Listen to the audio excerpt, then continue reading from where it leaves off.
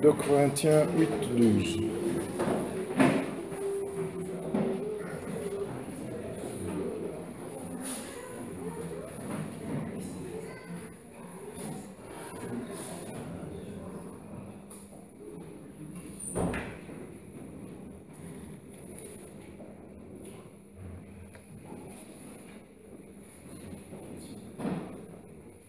La bonne volonté ou la bonne intention, quand elle existe, est agréable en raison de ce qu'on a et non pas de ce qu'on n'a pas. Ce n'est pas la parole d'un philosophe. N'allez pas chercher dans les dictionnaires de philosophie, même s'il y a de la philosophie dedans. C'est une parole apostolique. La bonne volonté ou la bonne intention, quand elle existe, est agréable en fonction de ce qu'on a et non pas de ce qu'on n'a pas.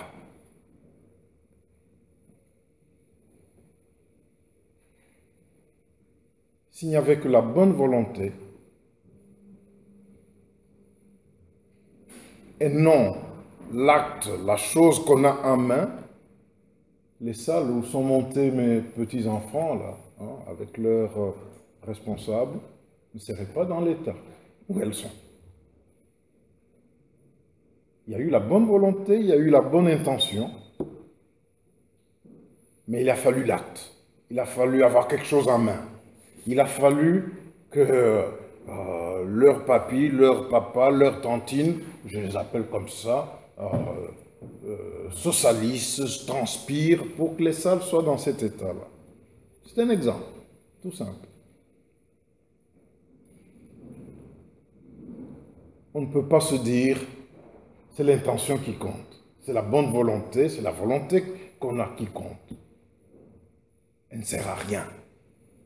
Quand on n'a rien en main, quand on n'a rien apporté, rien produit, quand on n'a rien donné, quand la bonne volonté reste une chose abstraite. La bonne intention reste une chose abstraite. Oui, il avait une bonne intention. Mais quel est le résultat? Qu'est-ce qui s'est produit? Qu'est-ce qui a été fait? La bonne intention ou la bonne volonté ne suffit pas. Oui, je pense qu'on a à peu près la même version que ce qui est mis là sur l'écran. Je suis allé derrière, dans mon bureau, prendre 4 versions de la Bible qui sont là, parce que mes Bibles sont déjà ici, même si le bureau attend d'être nettoyé afin qu'on installe le bureau. Donc encore là, la bonne volonté. Elle est là, mais elle ne sert à rien tant qu'il y a encore de la peinture ici et là, par terre, et que le bureau n'est pas nettoyé. On ne peut pas installer les meubles. Mais je suis allé chercher les Bibles parce que l'armoire a été installée déjà. Et j'ai lu plusieurs tentatives de traduction. La pensée reste la même. La bonne volonté, la bonne intention ne suffit pas.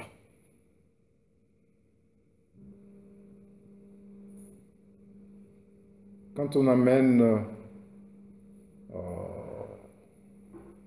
on a quelqu'un malade dans la famille, la bonne volonté ne suffit pas.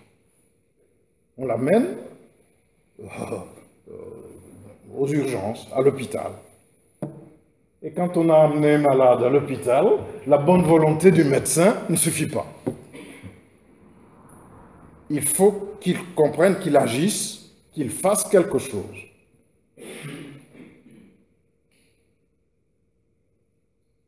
Qu'est-ce qui fait que la bonne volonté devienne quelque chose?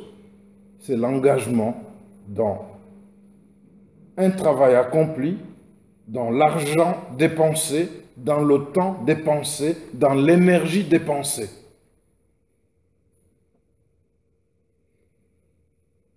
Dans l'Écriture, on nous dit de quoi l'homme est fait. Il n'est pas seulement corps. hein, c'est-à-dire assemblage de muscles, de cellules, et puis beaucoup d'eau qui circule. Hein. Il semble que nous avons plus d'eau que du sang, hein, dans le corps. C'est pourquoi buvez de l'eau, hein, pas du péché. Hein. Hein, on a beaucoup d'eau. Hein. Nous ne sommes pas formés seulement de corps. La parole nous dit, l'homme est fait aussi de l'âme, la partie psychique de l'homme, où il y a l'intelligence, les sentiments, tout ce que, où on peut avoir toutes ces facultés nobles, formidables, qui font avancer le monde ou qui peuvent aussi, hein, le détruire. Mais bien plus, nous sommes aussi faits d'esprit. L'homme est corps, âme et esprit. Il y a eu des discussions. Est-ce que l'homme est seulement deux parties ou trois? L'homme est corps, âme et esprit. Et je vous dis, vous le savez déjà, et c'est dans la continuation de ce que nous entendons depuis plusieurs semaines dans notre Église, ces trois éléments ne sont pas des cloisons étanches. Maintenant, c'est le corps, maintenant, c'est l'âme, et puis après, c'est l'esprit. Il y a interférence. Quand le corps est malade, quand on a très très mal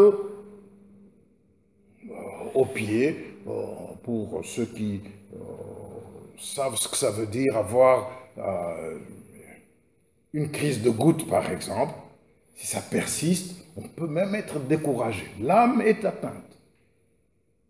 Et quand on est découragé, l'élan spirituel en subit un coup. Il y a interférence entre le corps, l'âme et l'esprit. J'allais dire, il y a complémentarité. Pour que l'homme soit en équilibre, pour qu'il y ait le bien-être total de l'homme, il faut que son corps soit en équilibre, son âme, son être psychique soit en équilibre, son être physique, spirituel, y contribue. Le bien-être total de l'homme dépend de l'équilibre entre ce qui nous fait homme. Quand il y a déséquilibre biologique, physiologique, des maladies, on donne des cachets pour essayer de... et parfois, bon, je n'ai pas été consulté celui qui pouvait m'aider. Quand on a des problèmes, on dit c'est psychique, les neurologues vont voir d'abord, assurons-nous s'il n'y a pas de lésion là, dans cette chose-là précieuse qu'on appelle cerveau, et dans tous les nerfs, est-ce que tout va bien? Avant de dire que c'est psychique. Oh, vous voyez, hein? Bon, il y a interférence, il y a complémentarité entre ces choses. C'est après avoir éliminé ce qui est physiologique, ce qui est physique. Bon, et puis, quand on a dit psychique, on n'a rien dit. On ouvre le champ à ce qui ne doit pas s'arrêter seulement à l'être psychique, parce qu'il n'y a pas de cloison, il n'y a pas de frontière que l'on peut établir, dire maintenant c'est psychique, là ça commence à devenir spirituel. Il faut le discernement, il faut savoir qu'est-ce que le spirituel a fait sur la personne pour qu'il y ait ces déséquilibres psychiques. La bonne volonté, la bonne intention ne suffit pas pour établir l'équilibre. L'équilibre que Dieu désire. L'équilibre qu'avaient Adam et Ève avant leur désobéissance. Tout a été déséquilibré après. D'ailleurs, quand on lit ce texte intéressant, ce récit intéressant de la Genèse, ça commençait par là. Est-ce que Dieu a vraiment dit? C'était pas physique, hein? Ève n'a pas eu vraiment faim au point de dire « je meurs de faim, alors je mange ». Hein, pour parler de façon littérale de ce texte-là, mais il faut le lire autrement. C'était pas parce qu'elle avait tellement faim, c'est dedans. Dieu a vraiment dit. Ah, ça commençait par son être, le trouble, dans l'être psychique, de son intelligence et tout cela. On dit oui, alors, et si je goûtais alors? On voit que de ce qui est psychique, on en arrive à des complications physiques. L'accouchement, tu n'accoucheras pas, les douleurs et tout ça, c'est physique, vous voyez. Spirituellement, ils sont coupés de Dieu. Donc il n'y a pas de cloison étanche dans notre être. Dieu nous veut en équilibre. Cherchons cet équilibre en donnant, pour nous qui sommes dans l'Église, priorité à ce que nous avions dit, ce que nous avons écouté aussi de différentes manières depuis des semaines. Dieu est esprit. Il faut que nous entrions dans le monde de Dieu, le monde de l'esprit, pour établir l'équilibre dans les choses psychiques, dans les choses matérielles, dans les choses physiques. Dieu est esprit.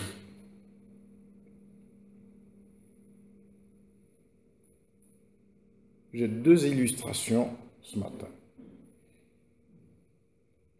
L'une, je la tire dans l'Ancien Testament, l'autre dans le Nouveau. Mais celle du Nouveau Testament, je pense, j'ai eu une idée bizarre. Je dis, mais j'aurais dû faire parler quelqu'un qui est spécialiste de l'épilepsie sur ce genre de texte. Qui nous dise d'abord qu'est-ce que c'est. Quand on a ces convulsions-là, qu'est-ce qui se passe? Et puis que j'apporte ma contribution de pasteur, de la part spirituelle qui peut être dedans. Mais ça, c'est autre chose. Est-ce que ça sera dans une étude biblique? Est-ce que ça sera dans un culte particulier? Nous pourrions le faire. Mais ça, cela, c'est dans le deuxième texte, qui est dans le Nouveau Testament. Le premier texte, la première illustration, le peuple d'Israël est en captivité. Pas un simple exil, comme les gens vont en exil, vraiment en captivité, vaincu par une puissance étrangère, transplanté de son lieu de vie dans un autre monde, où on adore d'autres dieux, des idoles, où on mange autre chose que ce qu'ils mangeaient chez eux, où on a d'autres pratiques que ce qui était, ils étaient déracinés. C'est une chose terrible que d'être enlevé de chez soi par la force. Il l'était. C'est dans le livre de Daniel que nous lisons ce que je vais tout simplement prendre comme illustration. Au chapitre 10,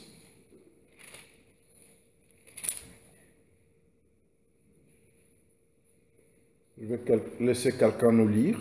Daniel, chapitre 10, à partir du verset 1. Quelqu'un voudrait nous lire dans une autre version que celle qui nous est mise sur l'écran?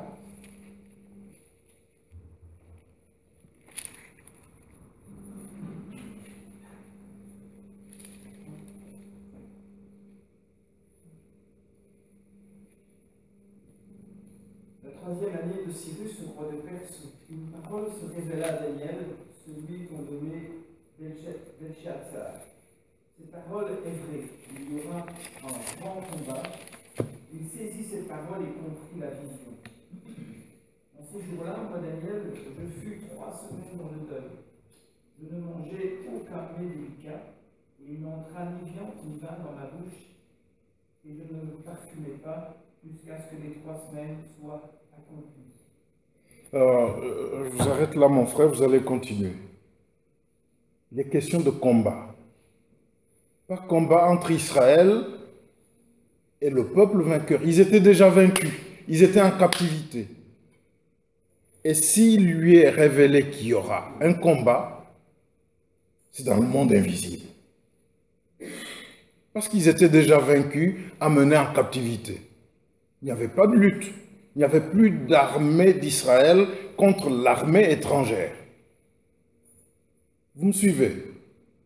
Ils étaient dans une situation d'esclaves, de déséquilibre sur le plan social, sur le plan religieux, sur le plan politique. Ils étaient dans le déséquilibre, déjà, vaincus. Mais il est encore question de combat. Alors il n'est pas question d'y voir un combat des armées visibles, parce qu'Israël n'en avait plus. Continuez, mon frère. Le 24e jour du premier mois, moi j'étais au bord du grand fleuve, c'est-à-dire le Tigre. Devant les yeux, je vis un homme vêtu de lin avec une ceinture d'or d'Ouphaz autour des reins. Son corps était comme de chrysolite, son visage comme l'aspect de l'éclair, ses yeux comme un feu flamboyant, ses bras et ses jambes comme l'éclat du bronze poli, et sa voix comme un tumulte. Moi, Daniel, je vis seul la vision. Les hommes qui étaient avec moi ne virent pas la vision, mais ils furent saisis d'une grande frayeur et s'enfuirent pour se cacher. Je restai moi seul et je vis cette grande vision. Les forces me manquèrent, mon visage pâlit et fut décomposé, et je n'eus plus aucune force. J'entendis sa voix, et comme j'entendis sa voix, je fus frappé de torpeur, face contre terre. Alors une main me toucha et me dit tout tremblant sur mes genoux et sur mes mains. Alors une main me toucha et me mit tout tremblant, sur mes genoux et sur mes mains. Puis il me dit, Daniel, bien-aimé, comprends les paroles que je vais te dire, et tiens-toi debout à l'endroit où tu es, car maintenant je suis envoyé vers toi. Lorsqu'il me dit cette parole, je me tins debout en frissonnant. Continue. Il me dit, Daniel, n'aie pas peur, dès le premier jour où tu as décidé de comprendre et de t'humilier devant ton Dieu, tes paroles ont été entendues, et c'est à cause de tes paroles que je suis venu. Le prince du royaume de Perse m'a résisté 21 jours. Mais Michel, l'un des premiers princes, est venu à mon secours, et je suis resté là, auprès des rois de Perse. On peut... vous avez fini le 14? Non, excusez-moi. Je suis venu maintenant pour te faire comprendre ce qui doit arriver à ton peuple dans la suite des temps, car il y a encore une vision pour ces jours-là. Il y a un combat. Et qu'est-ce que Daniel fait? Il n'a pas dit j'ai une bonne volonté, j'ai une bonne intention, mon peuple. Non, les choses doivent aller mieux. Non. La bonne intention, la bonne volonté ne suffit pas. Et pour Daniel, elle ne suffisait pas. Verset 3, nous apprenons ce qu'il dit. Il est passé à l'action, de l'intention, de la bonne volonté à l'action. Je ne mangeais aucun mets délicat. Il n'entra ni viande, ni vin dans ma bouche. Je ne me fis aucune onction pendant des semaines. Daniel entre dans le jeûne, c'est-à-dire la privation des choses auxquelles on a droit. Daniel, c'est une façon de parler de la prière et du jeûne. Il entre dans la recherche de l'intimité avec Dieu parce qu'il sait qu'il y a un combat. Et le combat est spirituel. Et c'est dans le monde invisible que cela se passe. La bonne intention, mes frères et sœurs, ne suffit pas. Elle n'est pas suffisante pour rétablir l'équilibre là où il y a le déséquilibre social, physique dans le corps, spirituel, psychique, où on dit oh, il se comporte bizarrement, on parle de troubles de comportement, il y a ceci, il y a... La bonne intention ne suffit pas pour rétablir l'équilibre que Dieu veut dans notre corps, notre être psychique et notre être spirituel. La bonne intention, la bonne volonté ne suffit pas, il faut passer à l'action. Dieu est esprit, nous devons le chercher en esprit, le rejoindre dans le monde spirituel pour agir comme Daniel et continuer, parce que le combat est spirituel. Je vais aller vite, parce que on nous a dit que dès qu'on dépasse autant de minutes, personne ne te suit. On nous a dit ça. Et Daniel a continué à agir. Il est même dit, ça montre bien qu'il était entré dans une autre sphère, dans une autre dimension. Parce que quand il voit une vision, les autres en sentent les effets, ils prennent la fuite. Mais il n'y a que lui qui voit. Donc l'influence de ce qu'il voit, ce qui est spirituel, agit même sur les autres qui n'ont rien vu. Vous avez relu la parole? Est-ce que vous voyez, hein? Donc même ceux qui disent « Non, moi je ne crois pas, je ne sais rien », ils ne sont pas à l'abri de l'interférence des choses invisibles. Mais Daniel, parce qu'il est homme spirituel, il va aller plus loin jusqu'à recevoir de Dieu la révélation de ce qui doit venir après les temps et tout cela. Mais la prière, le jeûne, le fait de se débarrasser des choses qui font la joie, hein, pour ce temps de combat spirituel était une action. J'aimerais que vous preniez compte de ce qui est dit dans les versets 12 à 14. C'est vrai que quand il a jeûné, quand il a prié, sa voix était entendue et une résolution était prise. Hein.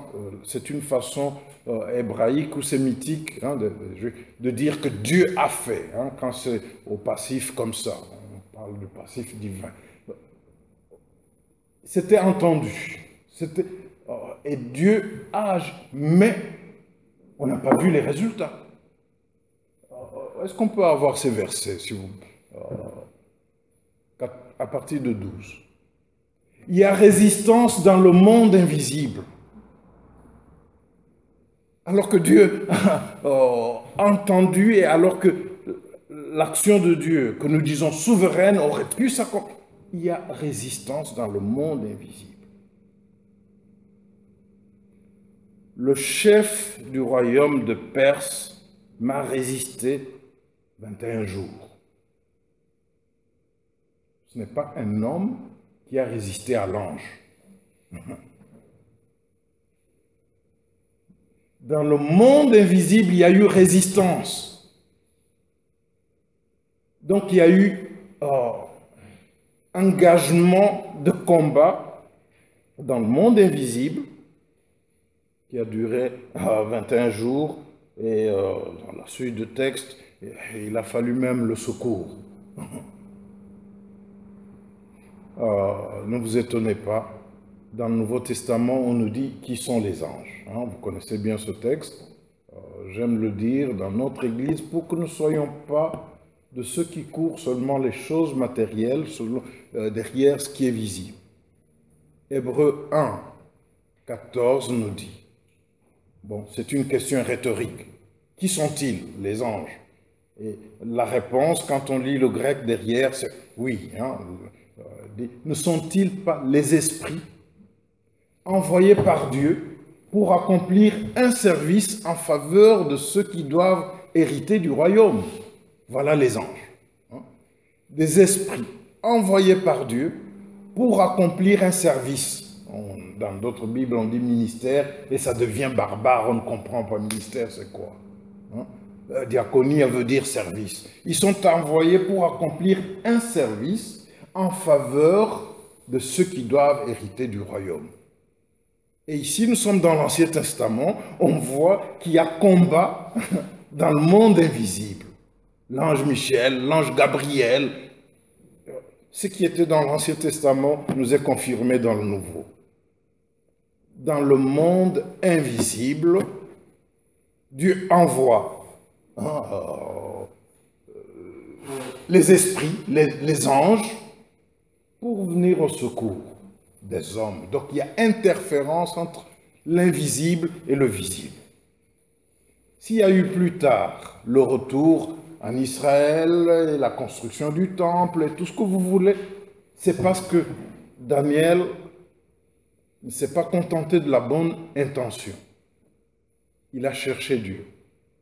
Dans le jeûne et la prière, les choses lui ont été révélées et Dieu a accompli des grandes choses. Là, il a fait sa part d'homme, mais dans le monde invisible, le combat a été remporté par les anges de Dieu. Pour notre part, parce que nous ne sommes pas des anges, nous avons besoin de son dont les anges n'ont pas besoin. Vous savez, on a besoin d'eau. C'est pas pour rien que Annie m'a apporté un verre d'eau. Moi, je ne suis pas un ange. Hein.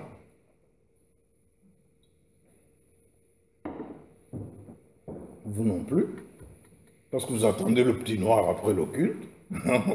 Donc, nous ne sommes pas des anges. Mais dans le monde invisible, Dieu envoie les anges qui n'ont pas besoin d'eau ni de... à moins qu'ils prennent le corps humain pour accomplir quelque chose pour que les gens voient, sentent et comprennent. Hein, là, vous vous souvenez de l'histoire de ces anges qui ont été rendre visite à Abraham et Sarah.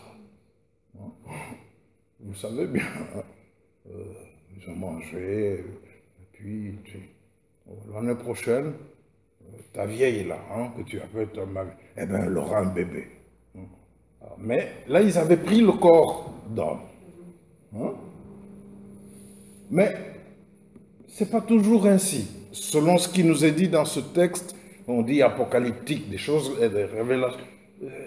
Les anges ne sont pas venus manger, porter le corps humain. C'est dans le monde invisible que les choses se sont passées. Je disais, nous ne sommes pas les anges. Notre part est de faire ce qu'un homme comme nous a fait. Le jeûne et la prière, pour que dans le monde invisible, la victoire soit remportée de sorte que l'équilibre que Dieu veut soit rétabli. Dans nos histoires sociales, dans nos projets, dans nos choses à nous, dans notre corps, dans notre être humain. Vous savez bien, comme moi, hein, combien de fois les médecins ont dit « mais c'est pas possible ». On avait vu ça et c'est... Bon, on ne comprend pas. Bon, ok, retournez, on n'ouvre pas. Dieu rétablit les équilibres à la suite de ce qui se passe dans le monde invisible. Et Dieu veut notre équilibre, corps, âme et esprit. Faisons notre part, nous ne nous contentons pas de la bonne intention, de la bonne volonté, parce qu'elle ne suffit pas.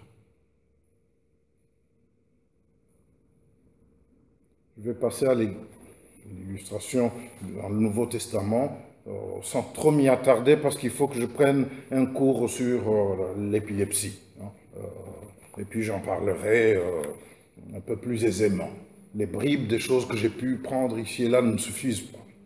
Regardez dans Marc, chapitre 9.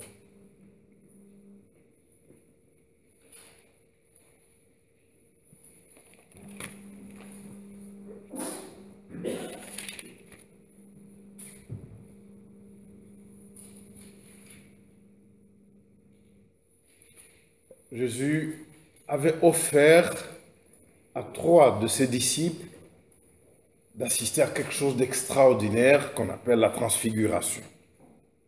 Quand il revient avec les 2 fils de Zébédée, Jacques et Jean, et Pierre, il trouve que les disciples de Jésus, donc les collègues de ces 3, étaient entourés d'une grande foule et il se passait des choses.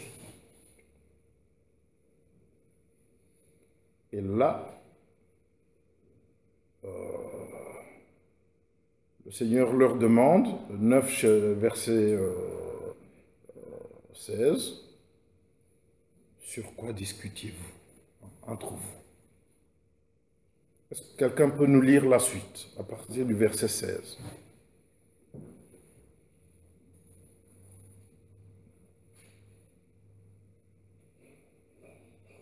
Il leur demanda de quoi discutez-vous avec eux. Et un homme de la foule lui répondit, mais j'ai amené auprès de toi mon fils, qui est possédé d'un esprit muet. En quelques lieux qu'il le saisisse, il le jette par terre. L'enfant écume, grince des dents et devient tout raide. J'ai prié les disciples de chasser l'esprit, et ils n'ont pas pu. Grâce incrédule, leur dit Jésus, jusqu'à quand serai-je avec vous? Jusqu'à quand vous souffrirai-je? Amenez-le-moi. On le lui amena. Et aussitôt que l'enfant vit Jésus, l'esprit l'agita avec violence. Il tomba et se roulait par terre en écumant. Jésus demanda au Père combien y a-t-il de temps que cela lui arrive? Depuis son enfance, répondit-il. Et souvent l'esprit l'a jeté dans le feu et dans l'eau pour le faire périr. Mais si tu peux quelque chose, viens à notre secours. Aie compassion de nous. Jésus lui dit, si tu peux, tout est possible à celui qui croit. Aussitôt le père de l'enfant s'écria, je crois, viens au secours de mon incrédulité. Jésus, voyant courir la foule, menaça l'esprit impur et il dit, esprit muet et sourd, je te l'ordonne, sors de cet enfant et n'y rentre plus. Et il sortit en poussant des cris et en l'agitant avec une grande violence. L'enfant devint comme mort, de sorte que plusieurs disaient qu'il était mort. Mais Jésus, ayant pris par la main, le fit lever, et il se tint debout. Quand Jésus fut entré dans la maison, ses disciples lui demandèrent en particulier, pourquoi n'avons-nous pas pu chasser cet esprit? Il leur dit, cette espèce-là ne peut sortir que par la prière. Tout à l'heure, quand pendant la louange, j'ai chanté un chant avec joie, avec beaucoup d'exaltation, d'excitation, parce que ça m'a rappelé l'anglais que j'ai entendu à Lagos la première fois que je suis allé au Nigeria. Je suis allé en mission, la première fois, pour mes frères et sœurs qui ne savent pas que c'était du nigérian qu'on a chanté, je vous dis que c'était bien ça.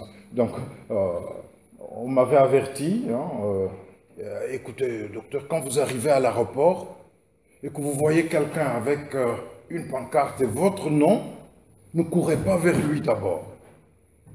Passez, circulez, voyez s'il n'y a pas quelqu'un d'autre qui a encore votre nom, qui vous cherche ailleurs. J'étais averti, je dis pourquoi? Attention, ceux qui se mettent devant, avec la pancarte, sont ceux qui ont copié votre nom, là derrière. Ils vont vous mettre dans leur limousine, leur Mercedes, et vous partez, et en cours de chemin, vous restez en sous-vêtements. Ils amènent tout. Alors, arrivé à Lagos, j'ai fait ce qu'on m'avait conseillé. J'ai vu, docteur, ceci, cela. Je dis, oui, d'accord. Bon. Tant qu'il ne me connaissait pas. Et puis, j'ai vu quelqu'un d'autre avec mon nom. Et puis, je lui ai demandé, are you from Scripture Union? Est-ce que vous êtes de la Ligue pour la lecture de la Bible? Est-ce que vous connaissez? Il dit, oui, nous cherchons. Je dis, ok. Maintenant, je suis bien tombé, mais ce que je voulais vous dire, c'est qu'il m'a mis dans la voiture pour m'amener à l'hôtel, et il m'a parlé, il m'a donné le programme. On va faire ceci, on va faire cela, dans un anglais vraiment dabolo. Et je n'ai rien compris, alors qu'il me parlait en anglais. Donc c'était l'anglais à la Nigeria, surtout pour lui, c'était l'anglais à la Yoruba. Il y avait du Yoruba dedans, et quand il citait les noms des quartiers et les noms des gens, je ne savais pas la différence. Et puis, est-ce que c'était, il passait de l'anglais au Yoruba ou c'était toujours l'anglais? Je n'y comprenais rien. Alors, cette chanson qui m'a fait louer le Seigneur avec joie, ça vient du Nigeria, et il chante comme ça. Il dit avec lui, les bénédictions, il les double. Alors, j'étais très content que Alain ait amené tout le groupe au Nigeria pour nous faire vivre ce que... Alors, je ferme la parenthèse de double-double, hein, parce que Dieu peut doubler, mais il y a des choses dans le monde invisible pour qu'ici, ça soit doublé, ça soit multiplié. Que s'est-il passé dans ce récit? Ce sont les disciples à qui Jésus avait depuis longtemps donné le pouvoir d'aller chasser les démons et tout ça. Donc, les gens qui connaissaient Jésus et qui avaient le pouvoir et consorts. Ah, s'il vous plaît, il s'agit des disciples, pas des charlatans, comme dans le livre des Actes des Apôtres. Parce qu'il y a des charlatans. Le livre des Apôtres nous en donne une illustration. On veut chasser les démons au nom de Jésus. Et les démons disent, mais Jésus, nous on connaît. Paul, on connaît. Et vous? Vous n'avez ni la présence de Jésus en vous, ni la doctrine de... Eh bien, ils sont partis en lambeaux, hein, les chemises déchirées, les démoniaques les a tabassés.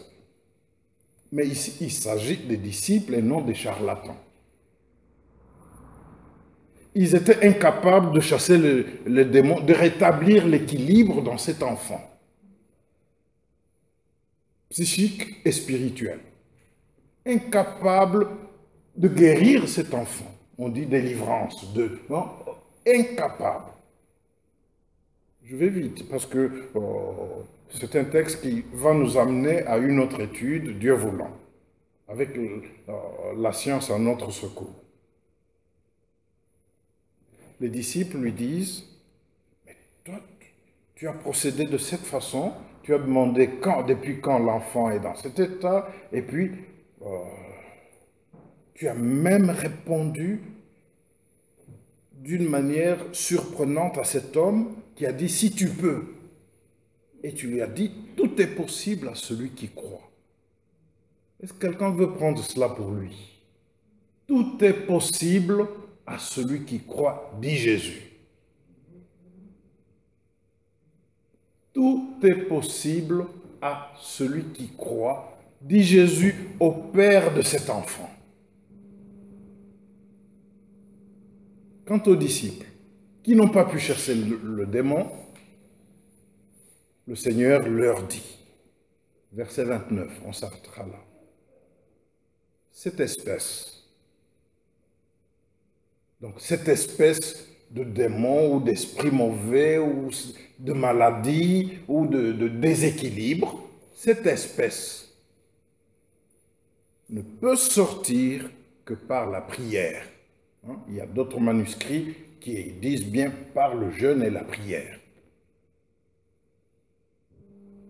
Autrement dit, pour le rétablissement des équilibres en nous, autour de nous, dans nos affaires, dans notre être, il y a quelque chose à faire. Il ne suffit pas d'avoir une bonne intention, une bonne volonté. Il y a des espèces terribles qui ne peuvent sortir qu'à la suite du jeûne et de la prière. Daniel ne l'a pas fait en un jour. Il y est resté. Cela a pris du temps. Pendant qu'il jeûnait, qu'il priait, qu'il comptait sur la miséricorde de Dieu. Vous allez lire les prières de Daniel, c'est extraordinaire. Moi j'ai la foi, au nom de Yahweh, moi je peux libérer mon peuple. Non. Pardonne-nous, pardonne les péchés de nos pères, de nos responsables, de communautés. Nous avons péché. Viens, j'implore ta compassion. C'est ce qu'il y a dans les prières de Daniel. Dans le jeûne et la prière. Et Dieu a agi. Et ici, le Seigneur dit, devant cette espèce-là, qui perturbe tes affaires, qui perturbe ta vie, ton être physique, qui perturbe ta famille, qui perturbe l'Église, devant cette espèce-là, Il n'y a qu'une solution, le jeûne et la prière.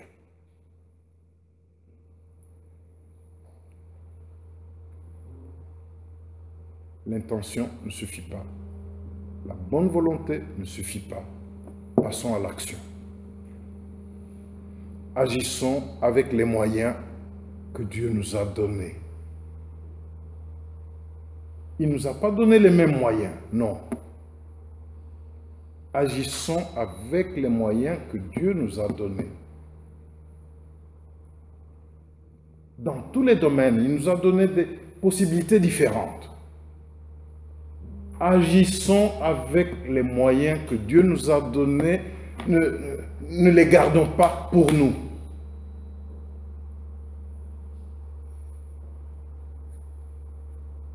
Pour changer la situation, passons à l'action avec ce que Dieu nous a donné.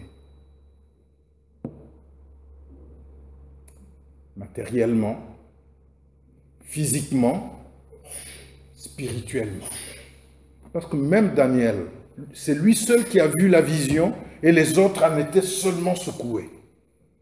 Donc même spirituellement, on n'a pas reçu la même chose. Rien que l'éducation, par où nous sommes passés, nous avons appris d'autres choses les uns par rapport à d'autres. Vous savez, quand je cherchais esprit, qu'est-ce que ça veut dire? J'ai vu même ce qu'on veut dire esprit en chimie. Je dis, mais j'aurais pu demander à mon frère Jacques, qui est chimiste. Et on parle d'esprit, même en linguistique. Esprit rude, esprit doux. Esprit en droit, esprit et dans les choses religieuses, et ils ont fait des bavardages. Parce que là, c'est autre chose, qui ne peut pas être bien ficelé dans un indico ou n'importe quoi. Nous sommes ici en possession des moyens différents que Dieu nous a donnés. Agissons avec ces moyens, spirituellement. J'ai horreur d'entendre les gens exiger que tout le monde prie de la même façon. Tout le monde se consacre à la prière de la même façon. Est-ce qu'on a le même entendement des choses de l'esprit? Que ceux qui ont compris se mettent à genoux. Que ceux qui ont compris, s'ils sont 2 ou 3, qui s'y consacrent, ce n'est pas tout le monde qui peut être dans le groupe d'intercesseurs de ce combat, le combat dans les choses spirituelles. Donc, on ne peut pas exiger, moi je n'exigerai pas cela comme pasteur. Mais je ne découragerai personne pour lui dire reste là où tu es. Non, tout le monde doit monter, on doit monter en esprit et non rester au niveau de bébé. Dieu nous a donné des moyens différents. Commençons par les mettre ensemble à son service. Parce que notre bonne intention ne suffit pas. Je pensais que quelqu'un allait dire Amen. Au moins mon frère Marc va le dire pour m'encourager. Oui, voilà. Mettons ce que nous avons en action, sachant que nous avons affaire au monde spirituel, sans omettre le jeûne et la prière, personnelle et en tant que communauté. Nous l'avons fait individuellement jusqu'à présent, nous allons y revenir comme pratique de la communauté. Nous parlons de l'évangélisation. Dans notre entourage ici, je vois, nous avons des expériences déjà, quelques-uns qui viennent, qui partent, qui viennent, qui partent. Et nous recevons souvent des témoignages de notre frère Marc qui fait le tour du quartier de 6h30 à 7h30, 18h30 à peu près ou 19h jusqu'à l'heure de la réunion de mercredi et qui nous dit ce qu'il rencontre. Vous savez, dans ce domaine de l'évangélisation pour que les gens connaissent le Seigneur, certes il y a la prière, le jeûne et la prière, mais il y a l'action. Il y a l'action, ce sacrifice d'accepter que tu sois même rejeté, insulté. Qu'on te claque la porte au nez, de la prière, passons à l'action, car le combat est spirituel. Les choses se passent dans le monde spirituel. Daniel a commencé la prière, Dieu l'a entendu, mais il y a eu de la résistance. Le chef de Perse, ce n'était pas un homme physique, c'est dans le monde spirituel. Les nations sont dominées par ces choses que nous ne voyons pas. Ce n'est pas pour rien qu'on vit ce qu'on vit. On n'entre pas dedans, dans notre monde. Daniel a fait ce qu'il pouvait faire en tant qu'homme devant Dieu, jeûne et prière, et dans le monde invisible, en dépit de la résistance, la victoire a été remportée. Les disciples n'ont pas réussi devant cette espèce-là spécifique. Le Seigneur leur dit, cette espèce, vous pouvez mettre entre parenthèses ce que vous pouvez mettre. Parce qu'ici, dans ma Bible, on a mis entre parenthèses démon. Cette espèce de désordre physique, social,